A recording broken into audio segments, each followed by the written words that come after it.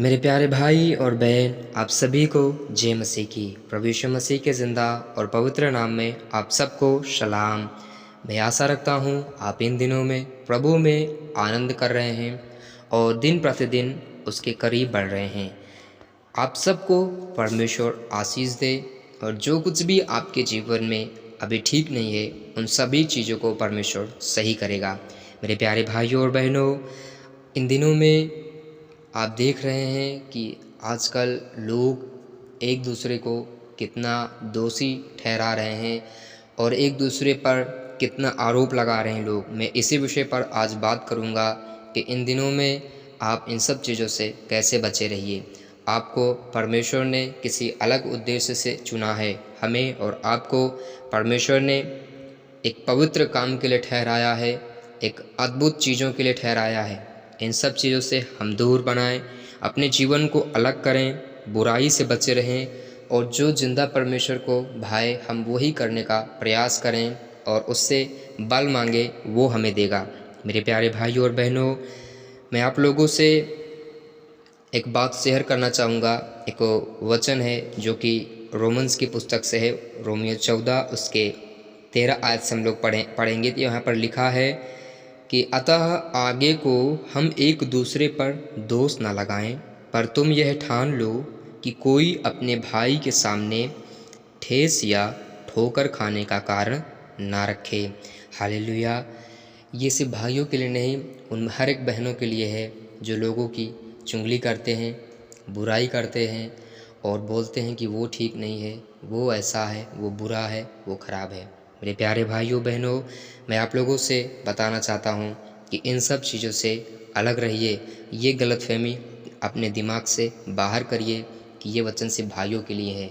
हर एक शख्स के लिए है जो एक दूसरे को दोषी ठहरा रहे हैं इन दिनों में।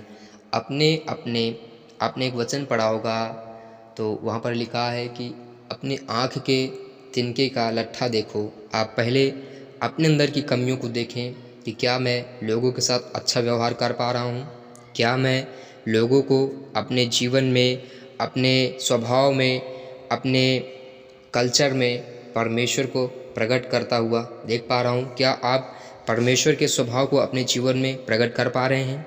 आप देखें। और मेरे प्यारे भाइयों बहनों, आपको पता है जब आप किसी पर दोष लगाते हैं तो वो मन में बहुत सारा गलत विचार सोचने लगता है कि क्या यार मैं सच में ऐसा हूँ, क्या मैं सच में बदसूरत हूँ। आप बहुत सारे लोगों में से लोग हैं जो किसी को बोलते हैं, अरे ये तो डर्टी है, गंदा है, बदसूरत है, काला है, और लोगों को ठेस पहुंचाते हैं और बुरा लगता है आदमी से। बहुत सारे लोग ऐसे सोचने लगते हैं और इसी प्रकार बहुत सारे लोग सुसाइड कर लेते हैं। क्यों? क्योंकि उन्हें लगता है मैं सबसे ख़राब हूँ और लोग मेरी बेइज्जती कर रहे हैं, इंसल्ट कर रहे हैं, मैं बहुत बेकार हूँ। इसलिए मैं आप लोगों से बताना चाहता हूँ, इन सब चीज़ों को आप अपने दिमाग से बाहर करें और खुदा ने जो हमें वचन दिया है कि हम एक दूसरे पर दोष ना लगाएं, किसी के ठोकर खाने का कारण ना बने। हर भाई बहन अपने से, अपने स्वभाव से परमेश्वर को कामों को प्रकट करें और प्रेम करें उन हर एक लोगों से। क्या आपको पता है परमेश्वर ने कहा है सबसे मुख्य आज्ञा है कि तू अपने परमेश्वर से अपने सारे मन और हृदय से, अपने सारे प्राण से प्रेम करना और अपने पड़ोसियों से अपने समान प्रेम रखना। मेरे प्यारे भाइयों बहनों, आप देखें अपने जीवन में और देखें, क्या आप लोगों को देखकर प्रसन्न होते हैं? क्या आप लोगों से प्रेम करते हैं? क्या आप किसी की बढ़ती, किसी को घर बनाता देख, किसी को कार लेता देख आप संतुष्ट रहते हैं? ऐसे बहुत से लोग हैं जो सोचते हैं कि मैं खुदा में हूँ और प्रार्थना भी करता हूँ और बहुत सारे नियमों को जो परमेश्वर ने दिया है मैं फॉलो करता हूँ, पर मुझे भी कार्स नहीं मिली, मुझे अच्छा घर भी नहीं मिला है।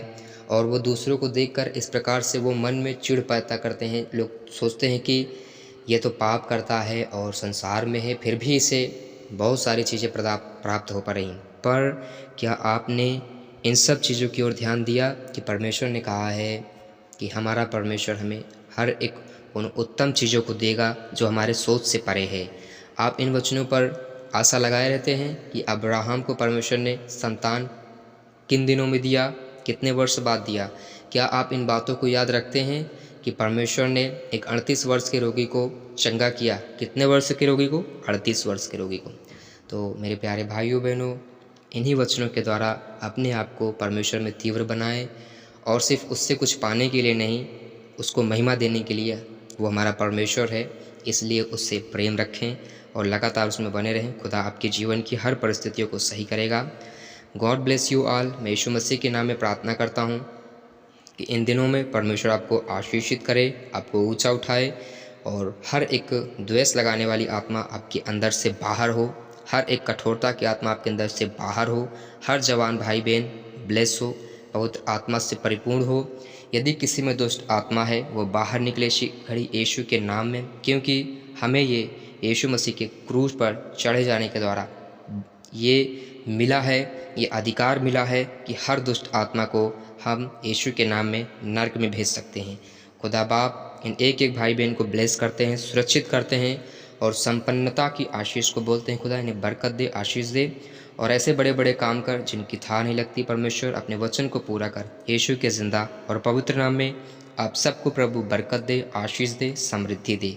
God bless you all.